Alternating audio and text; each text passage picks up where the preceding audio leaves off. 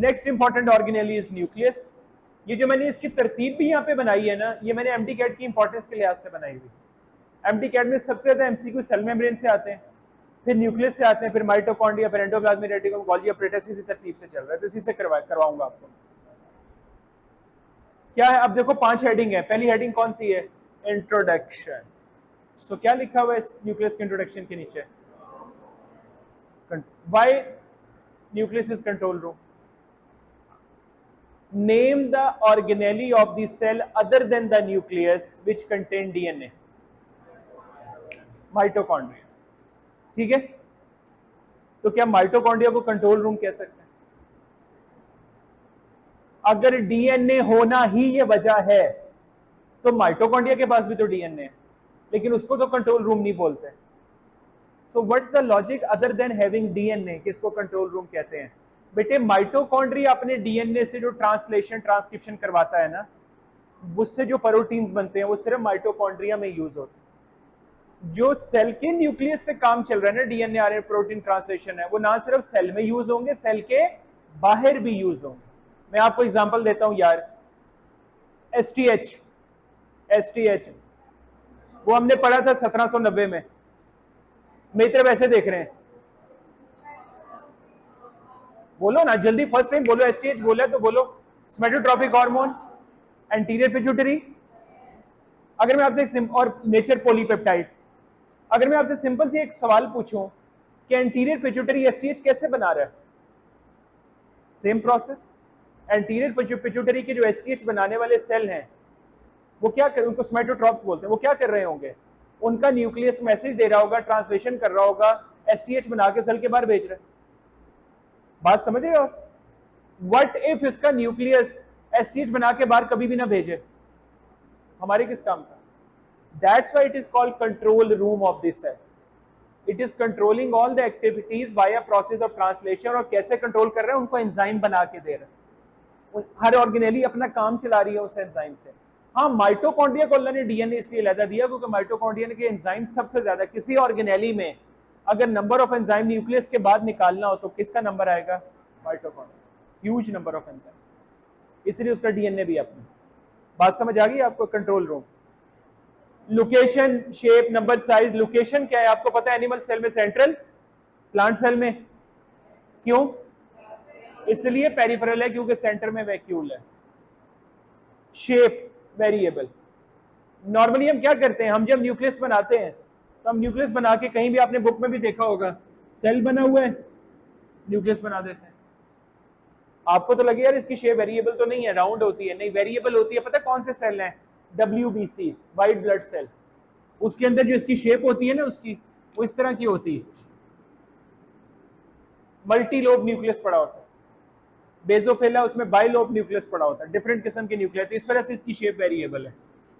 Name the human cell without nucleus. RBC। Name the human cell with one nucleus. Every human cell, सारे के सारे, उनमें क्या होता है? One nucleus per cell. Smooth muscle तो हमने मसल में याद किया हुआ ना, सारे सेल में ऐसे ही 2 न्यूक्लियाई पर सेल। ये ह्यूमंस में यूजुअली नहीं होता, ये होता है हाइफे, फंगस के अंदर, डाइकैरियोटिक हाइफे, उसके अंदर में। और तीसरा multi nucleated cell, skeletal muscle. तो सारी एग्जांपल आ गई। इसका मतलब है लोकेशन भी वेरिएबल, शेप भी वेरिएबल, नंबर भी क्या है? वेरिएबल। इसके स्ट्रक्चर में 3 चीजें हैं। ये भी हैंडमेड स्लाइड है, आपको मैं दिखा रहा हूं यहां पे। इसके स्ट्रक्चर में 3 चीजें हैं, वो क्या क्या हैं? मेम्ब्रेन, न्यूक्लियोलस और उसके अंदर क्रोमेटिन मटेरियल। Got it? आगे देखो, इसकी membrane, name the double membrane organelle of the cell. Nucleus, mitochondria, plastid. हम कर रहे हैं इस वक्त एनिमल सेल की बात। इसमें कौन सी इन 3 में से नहीं है? प्लास्टिड नहीं है।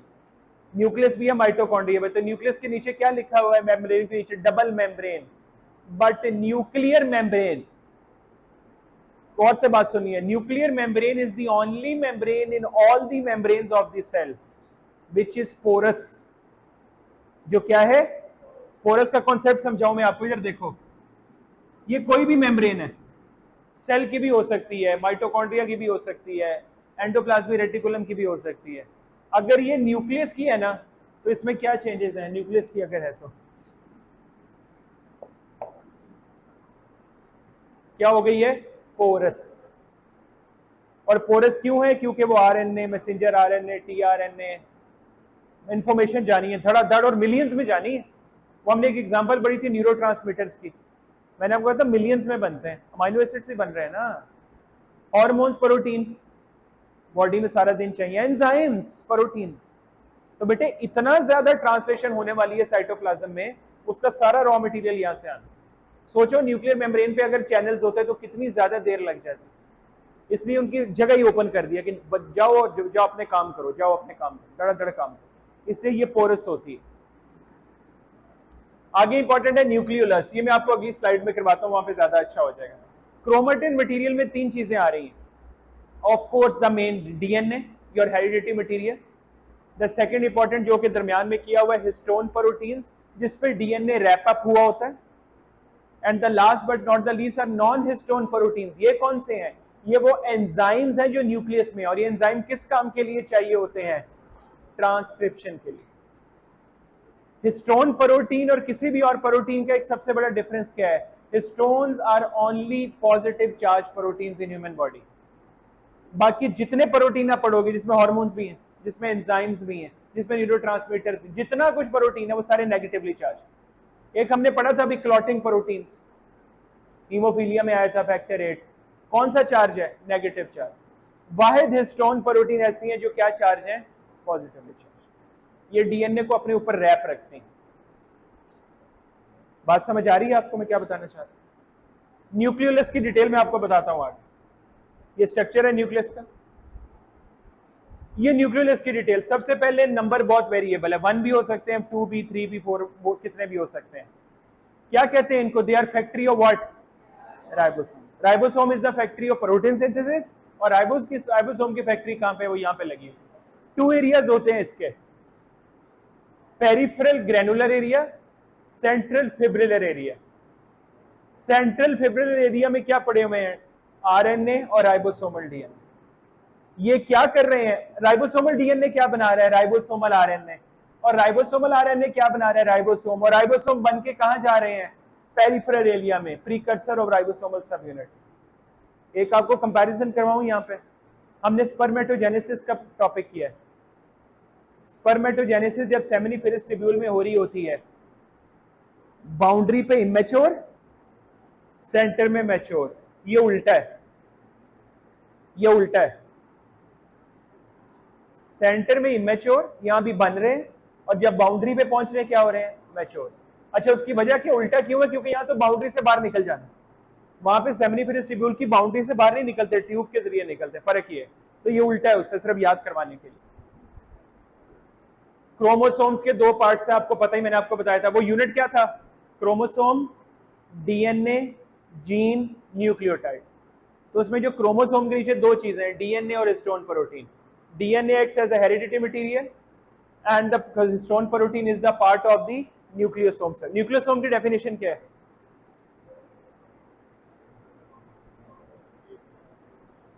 ऊंची बोलो यार।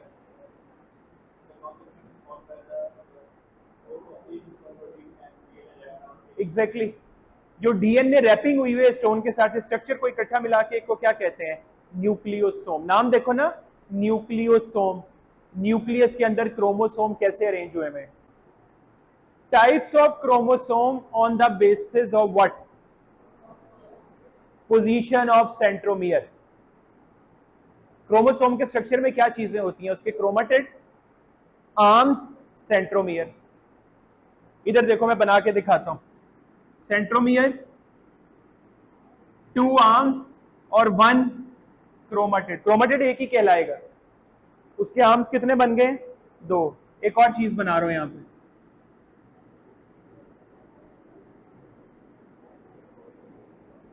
इस और इस क्रोमोसोम में क्या फर्क है? ऊंची बोलो बेटे। अनडुप्लीकेटेड, डुप्लीकेटेड। ये G0 में पड़ा रहता है सेल साइकिल के। ये जब चला जाता है G1 से S से G2, उसके अंदर ये बन गया। इसके अंदर आगे क्या होनी है? माइटोसिस। माइटोसिस के बाद कितने बनेंगे? 1 से 2 सेल, और हर सेल के अंदर दोबारा क्या हो गया? Unduplicated donor. Number of chromosome remain same 46 duplication become unduplication. अब मुझे बताओ, चलो इसको हम करते हैं बाद में, आगे देखते हैं। पहले इसकी 4 टाइप्स हैं, एक ही नॉर्मल है। कौन सी वाली नॉर्मल है? आपके एक्सट्रीम राइट हैंड साइड पे लिखी हुई है, metacentric, the only normal type. Normal कैसे है? इक्वल और ऑलमोस्ट इक्वल आर्म दोनों तरफ से। टीलोसेंट्रिक में क्या प्रॉब्लम चल रही है? टीलोसेंट्रिक के अंदर क्या प्रॉब्लम चल रही है? Centromere at one end. Acrocentric के साथ क्या चल रही है? 1 शॉर्ट 1 लॉन्ग। सब मेटासेंट्रिक के साथ क्या चल रहा है? Unequal arms. और मेटासेंट्रिक इज इक्वल। ये देखो जो अभी मैंने आपको बना के दिखाया है, तो इसका मतलब है क्रोमोसोम अनडुप्लीकेटेड और डुप्लीकेटेड। अनडुप्लीकेटेड में क्या लिखा हुआ है? 1 सेंट्रोमियर 1 क्रोमेटिड 2 आर्म्स।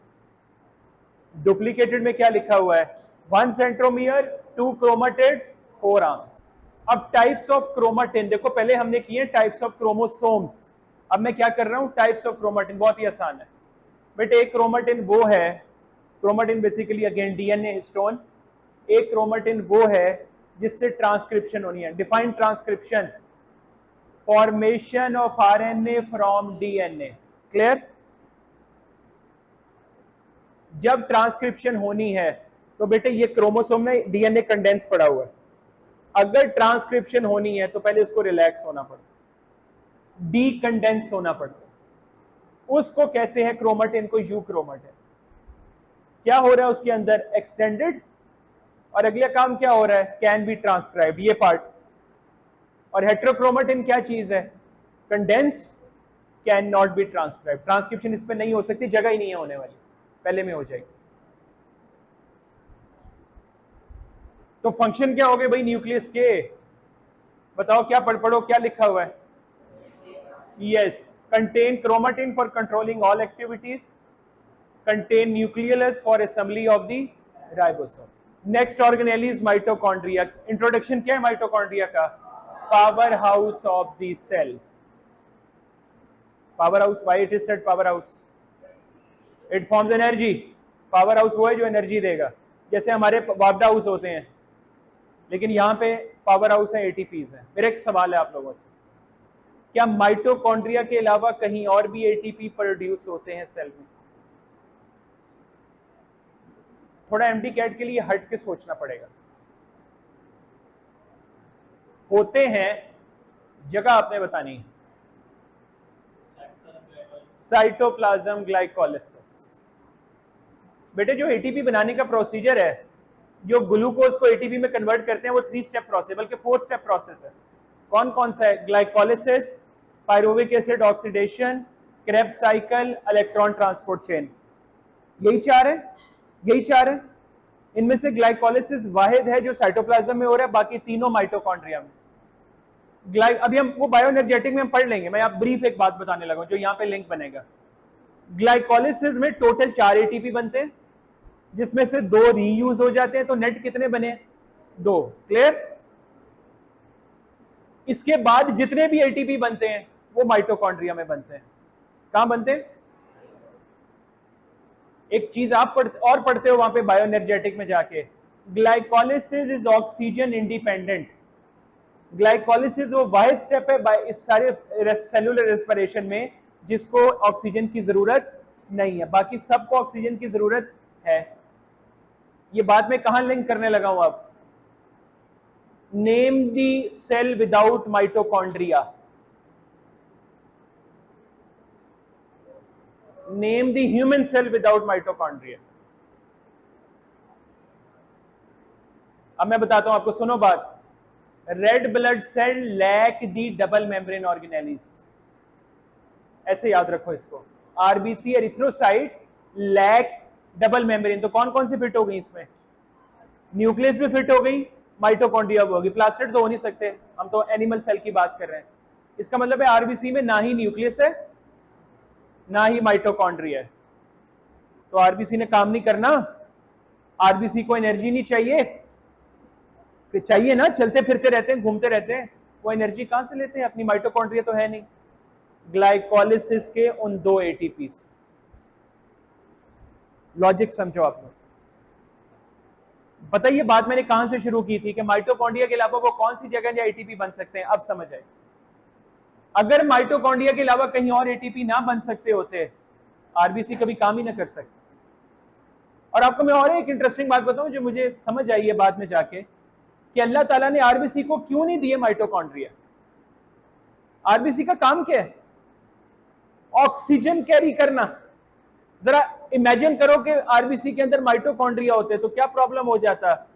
वो ऑक्सीजन सारी आरबीसी खुद ही खा जाते, उनके अपने ही माइटोकॉन्ड्रिया उसको यूज करते। ग्लाइकोलिसिस इज ऑक्सीजन इंडिपेंडेंट, तो ऑक्सीजन पड़ी भी हुई है, ग्लाइकोलिसिस भी चल रहा है, कोई मसला नहीं है, ऑक्सीजन तो चाहिए नहीं उसको। वो अमानत में खयानत वाला कॉन्सेप्ट आता है यहां पे, जो मुझे लगता है आरबीसी का ये काम है कि उनको अमानत सौंपी गई है ऑक्सीजन की, कि उन्होंने सेल को देकर आनी। तो अगर उनके पास माइटोकॉन्ड्रिया होता तो उनसे खयानत हो जाती, उनसे वो बात पूरी पहुंच ना पाती। तो अल्लाह ताला ने आरबीसी से ये काम भी लिया और उससे मशीनरी भी निकाल ली ताकि वो खुद यूज ना कर सके, लेकिन उसको ग्लाइकोलिसिस भी दे दिया है कि वो इतना यूज कर ले तो उसके लिए एनर्जी बचे। वो सिर्फ 2 एटीपीज पे चलता है, सिर्फ 2 एटीपीज। अब बात समझ आई आपको जो मैं आपको यहां से समझाना चाह रहा हूं? तो पावर हाउस से बात शुरू हुई थी, माइटोकॉन्ड्रिया, इसमें बात आ गई कि ग्लाइकोलिसिस में भी बन जाते हैं। Location anywhere in cytoplasm, shape variable, size variable, number variable. Number किस पर डिपेंड करता है? Activity of the cell. किस में माइटोकॉन्ड्रिया ज्यादा होंगे? स्केलेटल मसल, मसल से स्केलेटल बोला करो, मसल खाली ना बोला करो, स्मूथ में नहीं चाहिए होते ज्यादा, स्केलेटल मसल सेल में बहुत चाहिए, तो वहां पे माइटोकॉन्ड्रिया भी ज्यादा है, एटीपी बन गए। बात समझ आ गई आपको लॉजिक? अगली हेडिंग कौन सी आ रही है? उसका स्ट्रक्चर। अब उसके स्ट्रक्चर में आपको पता है कि उसके डबल मेम्ब्रेन है ना, ये भी outer membrane, inner. Outer is smooth, inner is convoluted. इस स्ट्रक्चर को क्या कहते हैं? क्रिस्टे। ये जो आपका यू शेप नजर आ रहा है आपको, इसको क्या कहते हैं? क्रिस्टे। क्रिस्टे के ऊपर एक पार्टिकल आपको नजर आ रहे हैं, ये पड़े हुए हैं इसके ऊपर, ये बने हुए हैं। These particle are called are F1 particles. इन F1 पार्टिकल के अंदर एक प्रोटीन होती है जिसको हम क्या कहते हैं? साइटोक्रोम। क्या कहते हैं? कहां नाम सुना हुआ है साइटोक्रोम का? इलेक्ट्रॉन ट्रांसपोर्ट चेन में। वो साइटोक्रोम A3, B, C, ये वही वाले हैं। तो अगर मैं आपसे पूछूं कि माइटोकॉन्ड्रिया में इलेक्ट्रॉन ट्रांसपोर्ट चेन कहां पे हो रही है? क्रिस्टे में, F1 पार्टिकल में, साइटोक्रोम। बात समझ आ गई आपको? लोकेशन वाइज बता रहा हूं। और इनर मेम्ब्रेन के अंदर क्या है? ये अंदर ये जगह क्या है सारी? ये जो ग्रीन में, लाइट ग्रीन में नजर आ रही है, ये क्या है? मैट्रिक्स। और मैट्रिक्स में कौन सा काम चल रहा है? Krebs cycle. मैट्रिक्स में क्या चल रहा है? Krebs cycle. ये इसकी एक और पिक्चर, एनिमेटेड पिक्चर है। तो क्या 2 फंक्शन हो गए? 2 function. Number 1 is ATP production, number 2 fatty acid metabolism. उसमें भी कुछ रोल है इसका, माइनर है लेकिन है। और एटीपी प्रोडक्शन में 2 काम यहाँ पे हो रहे हैं। कौन कौन से लिखे हुए हैं? क्रेब्स साइकिल मैट्रिक्स के अंदर, और इलेक्ट्रॉन ट्रांसपोर्ट चेन कहां पे हो रही है? इनर माइटोकॉन्ड्रियल मेम्ब्रेन में, क्रिस्टे में, F1 पार्टिकल में, cytochrome. Next organelle is endoplasmic reticulum. Endoplasmic reticulum को रेटिकुलम का वर्ड क्यों लग रहा है? Reticular network. इसकी लोकेशन बड़ी इंटरेस्टिंग है, एक्सटेंडिंग थ्रू आउट दी, मतलब के पूरे साइटोप्लाज्म में, कहां से कहां? ऊपर वाली लाइन पढ़ो, from nuclear membrane to the cell membrane, मतलब पूरा रीजन ही कवर किया हुआ। ये जहां पे है वहां पे एंड तक जा रहे हैं। ये बेसिक स्ट्रक्चर इनका क्या है? इनमें इंटरकनेक्टेड चैनल होते हैं जिनका क्या नाम है? सिस्टर्ने। अभी मैट्रिक्स में जो पढ़ा उसका क्या नाम था? क्रिस्टे। यहां पे जो पढ़ा उसका नाम क्या है? सिस्टर्ने। ये सिस्टर्ने एक और ऑर्गेनेली में भी है, गोल्जी अपरेटस में, उनका भी कंपैरिजन आपको करवाऊंगा, आगे आ रहा है एक स्लाइड के अंदर। तो एंडोप्लाज्मिक रेटिकुलम का काम क्या है? 2 फॉर्म है इसकी, बताओ जल्दी से बताओ। Rough endoplasmic, smooth endoplasmic. Rough का काम प्रोटीन सिंथेसिस। रफ को रफ क्यों कहते हैं? उसकी सरफेस पे राइबोसोम लगे हुए। चलो गुड। अगर मैं आपसे ये पूछूं एंडोप्लाज्मिक रेटिकुलम का काम क्या है, रफ और स्मूथ नहीं, जर्नल दोनों का, transport of material, mechanical support, ये इन दोनों के काम है। ये पता है कब काम है, मैंने आपको बताया था जब क्लासिफिकेशन करनी है सिमिलर क्या है, डिफरेंट क्या है। तो अगर एंडोप्लाज्मिक रेटिकुलम की दो टाइप्स हैं तो दोनों में सिमिलर क्या है, दोनों के दो काम सिमिलर है। वो काम क्या सिमिलर है, ट्रांसपोर्ट ऑफ मटेरियल और मैकेनिकल सपोर्ट, और कुछ डिफरेंट भी है। वो डिफरेंट क्या है वो टेबल में देख लेते हैं। Now look at this table, सबसे ऊपर क्या लिखा हुआ है, एंडोप्लाज्मिक रेटिकुलम और फंक्शन दोनों पढ़ो, क्या लिखे हुए हैं, मैकेनिकल सपोर्ट और ट्रांसपोर्ट ऑफ मटेरियल, ये दोनों के काम है। अगर आपको एमसीक्यू आ जाए which of the following are the function of SCR, तो उसमें एक लिखा हुआ है लिपिड मेटाबॉलिज्म, एक लिखा हुआ है ट्रांसपोर्ट ऑफ मटेरियल, और एक लिखा हुआ है जो पहले वाला है मैकेनिकल सपोर्ट, और आगे लिखा हुआ है all of the above. All of the above will be the answer, क्योंकि मैकेनिकल सपोर्ट और ट्रांसपोर्ट ऑफ मटेरियल क्लिक नहीं करता वहां पे एकदम से। आपको लगता है नहीं एससीआर के तो कुछ और थे, ये भी हैं। इन दोनों के अलावा आरईआर का क्या फंक्शन है, प्रोटीन सिंथेसिस, इन्वॉल्व लिखा हुआ है वर्ड, ये नहीं लिखा they do the protein synthesis, involve, ribosome करते हैं ये काम, ये उनकी इन्वॉल्वमेंट है सर। एससीआर के फंक्शन बड़े इंटरेस्टिंग है, और 1 2 3 4 5 बड़े इंटरेस्टिंग है। नंबर 1 क्या लिखा हुआ है, लिपिड मेटाबॉलिज्म। लिपिड मेटाबॉलिज्म में दोनों काम, सिंथेसिस भी हो रही है, ब्रेक डाउन भी हो रही है, लिपोलाइसिस भी, दोनों काम। और उसके अलावा एक तीसरा फंक्शन लिखा हुआ है असेंबली ऑफ लिपोप्रोटीन, की मैं आपको समझाता हूं, अगली स्लाइड में समझाता हूं। और क्या फंक्शन है number 2, detoxification. Detoxification of harmful drug किसी और का भी फंक्शन है। ऑर्गेनेली, ऑर्गेनेली पैरोक्सिसोम, यस, किसका फंक्शन है, लेकिन अब ये देखो जरा, एक मिनट, पैरोक्सिसोम का डिटॉक्सिफिकेशन नंबर 1 फंक्शन, एससीआर का ये 1 2 बेटे इतने जरूरी हैं। अभी हमने लिपिड मेटाबॉलिज्म किसी और का भी फंक्शन पढ़ा है, माइटोकॉन्ड्रिया, लेकिन माइटोकॉन्ड्रिया का नंबर 2 है, यहां पे नंबर 1। आपको आज विच of the following is main function of SCR, यही सारे लिखे हुए, कौन सा पिक करेंगे, लिपिड मेटाबॉलिज्म। इतनी सी बात पे एमसीक्यू गलत हो जाएगा, मेन। खाली एफएससी में तो सारे याद किए हुए थे, सारी सही थे, यहां पे मेन। और क्या काम है, storage and calcium release, sarcoplasmic reticulum T tubule के साथ बना के दिखाया था। Transmission of impulses, nerve impulse वगैरह उसमें काम कर रहा है। ग्लाइकोजन डिग्रेडेशन, ग्लाइकोजन का तोड़ना। और लास्ट में एक चीज लिखी हुई है ग्लूकोनियोजेनेसिस। अच्छा मैं आसान वर्ड में समझाता हूं, इधर देखो मेरी तरफ। अगर आप ग्लूकोज नहीं ले रहे तो ग्लूकागॉन आता है हार्मोन, वो ग्लूकोज कैसे बनाता है, ग्लाइकोजन ब्रेक डाउन करके। कैसे बनाता है, आप अभी भी ग्लूकोज नहीं ले रहे बेटे, ग्लाइकोजन खत्म हो जाएगी, एक टाइम आएगा। अब ग्लूकोज कैसे आएगी, प्रोटीन और लिपिड को ग्लूकोज में कन्वर्ट करके। उस प्रोसेस को क्या कहते हैं, gluconeogenesis, the conversion of protein and lipid into the glucose. आपने नेशनल ज्योग्राफिक में वीडियोस देखी होंगी या यूट्यूब के ऊपर, सोमालिया अफ्रीका में कुछ ऐसे इलाके हैं जहां पे बच्चों को खाना नहीं मिलता सही से। उनकी देखिए हड्डियां नजर आ रही होती है चेस्ट में, हम रिब्स काउंट कर सकते हैं। What is happening in their body, glucose मिल नहीं रही है। तो पहले तो उनका ग्लाइकोजन तो होगा नहीं बेचारों का, वो भी खत्म हो गया। अब उनका जो मसल है, muscle is protein, actin, myosin, अब उनका वो प्रोटीन टूट टूट के भी क्या बना रहा है, ग्लूकोज। तो मसल मैस भी खत्म हो जाए। बात समझ आ रही है आपको, ये ग्लूकोनियोजेनेसिस, तो इसमें भी हेल्प करता है SCR. Next organelle is Golgi apparatus. Golgi apparatus का नाम बड़ा मजे का है, मुझे बड़ा इंटरेस्टिंग लगता है। हमारी सोसाइटी में गोल्जी अपरेटस वाला काम कौन कर रहा है, क्या लिखा हुआ है, इसकी लाइन क्या लिखी हुई है, introduction. What about the post offices, your courier offices. आपने कोई लेटर या कोई पैकेज कहीं भेजना होता है, बाहर दरवाजे के बाहर रख देते हैं, खुद ही चला जाएगा। सड़क पे रख दिया, गाड़ी के बजता बुझता पहुंच ही जाएगा कहीं ना कहीं। या कबूतर है अभी भी चल रहे हैं, कुछ ऐसा नहीं। आपको पता है कि क्या सिस्टम करते हैं, आप किसी ऑफिस में जाते हैं, कोरियर ऑफिस में, पोस्ट ऑफिस, व्हाटएवर, किसी में भी चले जाएं, आप वहां पैकेट देते हैं, वो क्या करता है, वो करता है उस पर स्टैंप, वो उस पर शहर का कोड लिखता है, स्टैंप लगाता है और अपने डब्बे में रख देता है कि और आप सेटिस्फाई हो गया रहते हैं, पहुंच जाता है और पहुंच भी जाता है। Similar same thing is done by Golgi operators. Golgi apparatus के पास मटेरियल कौन सा आ रहा है? Protein and lipids.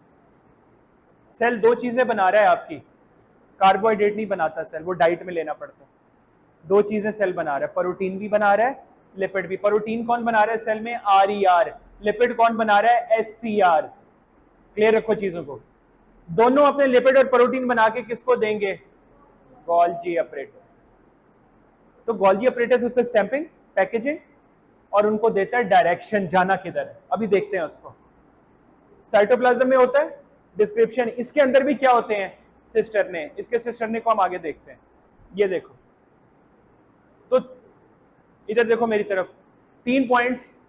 Courier office का एंट्री पॉइंट, कोरियर ऑफिस का काउंटर, कोरियर ऑफिस का एग्जिट डोर। एंट्री पॉइंट इसके डिफरेंट नाम है, cis phase, forming phase, receiving phase, outer convex. Exit point के नाम trans phase, maturing phase, shipping phase, inner concave. ये memory question है। Memory question याद आया? कल की एक बात की थी मैंने। मेमोरी क्वेश्चन कौन से वाले होते हैं? रिटेन करने पड़ते हैं। ये आपको आखिरी दिन पढ़ के जाना पड़ेगा कि ऑल्टरनेटिव नाम क्या है, कंफ्यूज कर जाओगे, मैं आपको अभी बता रहा हूं। वहां पे आएगा which of the following is trans phase, एक पिक करना होगा, टोटल कंफ्यूज हो जाओगे। लेकिन रिसेंट याद किया होगा एक दिन पहले, आराम से कर लो। अच्छा, वो स्टैंपिंग है क्या जो गोल्जी ऑपरेटर्स के काउंटर ऑफिस में हो रही है? ये क्या है? Glycosylation, addition of a glucose part on lipid and protein, दोनों के ऊपर। इस ग्लाइकोसाइलेशन को क्या कहते हैं? यही वो पॉइंट है जो कि बेसिकली पैकेजिंग में आता है। कॉन्जुगेटेड मॉलिक्यूल के नाम लो, ग्लाइकोलिपिड, ग्लाइकोप्रोटीन, लिपोप्रोटीन। क्लियर?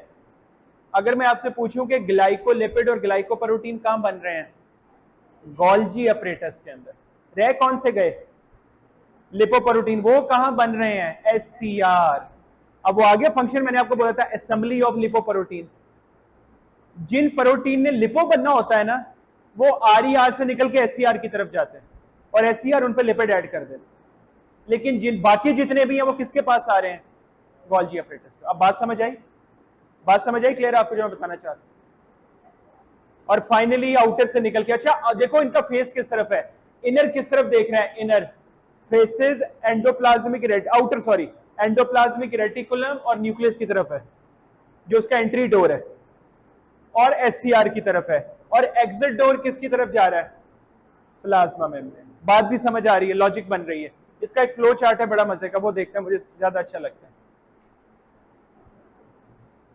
अच्छा, ये इनके सिस्टरने का difference, सिस्टरने of Golgi operators, सिस्टरने of endoplasmic reticulum. क्या फर्क है?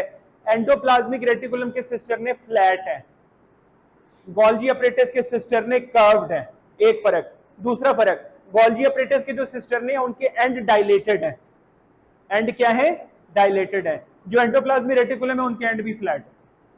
तो ये फ्लैट सिस्टरने हैं, ये कौन से सिस्टरने हैं? कर्व्ड। अब मैंने आपको वो फ्लो चार्ट दिखाना है जिससे हम इसका पूरा फंक्शन समझ आ जाएगा।